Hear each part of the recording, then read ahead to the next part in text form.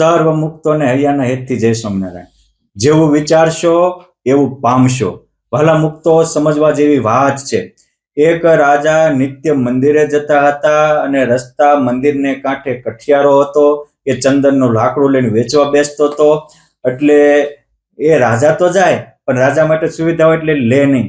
પછી આ કઠિયારાએ કોઈકને પૂછ્યું કે આ મારું લાકડું કેમ વેચાય? તો કે જો રાજા મરી જાય ને તો એના અંતિમ સંસ્કારમાં બધા ચંદનના લાકડા વપરાય. એટલે આ કઠિયારો રાજા નીકળે એટલે રોજ મનમાં વિચારે કે આ રાજા મરે ને તો મારો વેપાર થાય, રાજા મરે ને તો મારો વેપાર થાય.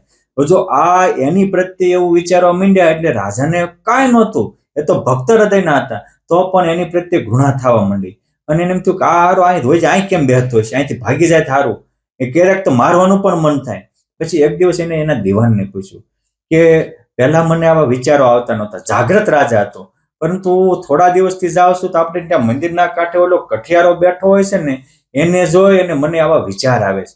એટલે બુદ્ધિશાળી અને ભક્ત હૃદયનો એક દિવાન પણ પામી ગયો. પછી એને કહ્યું કે રાજા એક કામ કરો, હવેથી ધીરે ધીરે સારું થઈ જશે.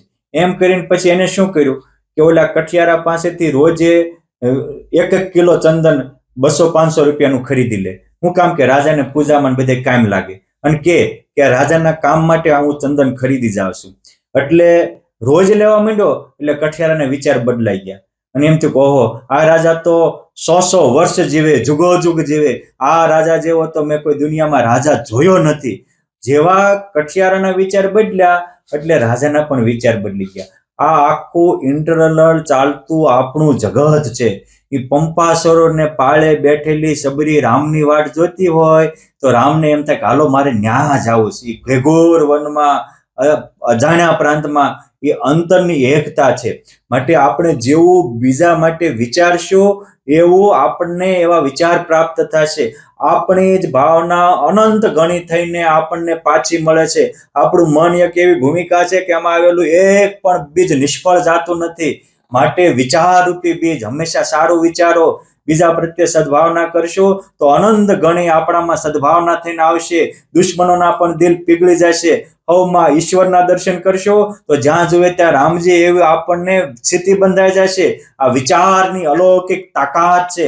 માટે સુખિયા થવું હોય તો હંમેશા સારું વિચારો. સારું વિચાર એ સુખનું મૂળ છે.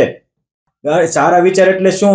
તો બીજાના હિતના વિચાર, બીજાના ભલાના વિચાર, બીજાને મદદરૂપ થવાના વિચાર કરશો તો ઈશ્વર આનંદ કોટી હાથ, 1000 હાથ વાળો 1000 હાથે આપણને મદદ દેવા તૈયાર જ બેઠો છે. માટે જેવું વિચારશો એવું પામશો, ખોટું વિચારશો તો ખોટું પામશો.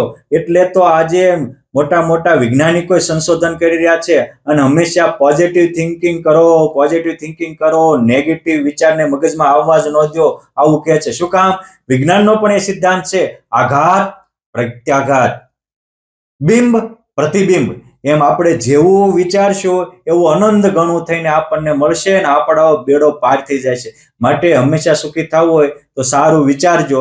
સારું વિચાર એ સુખ શાંતિનો દરવાજો છે, સુખ શાંતિનો રાજમાર્ગ છે. જય સ્વામી.